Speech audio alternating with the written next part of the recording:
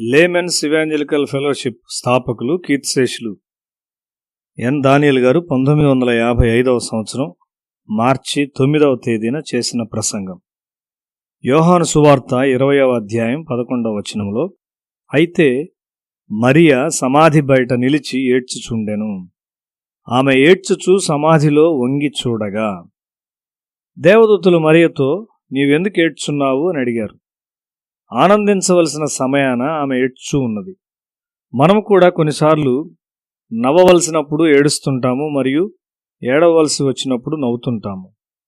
ఇక్కడ మరియ సమాధి యొద్ద నిలువబడి, ఆమె వెనుక యేసు నిలువబడి ఉండినను ఏడుస్తూ ఉన్నది. ఎందుకనగా సమాధిలో యేసు శరీరమును ఆమె చూడలేకపోయింది. నీవెందుకు ఏడ్చున్నావు అని యేసే ఆమెను అడిగాడు. దేవుడు చాలా సత్యాలను మనకు బోధించవలసి ఉన్నాడు. మనం నిత్యమైన దీవెనను పోగొట్టుకున్నప్పుడు మనం ఏడవము.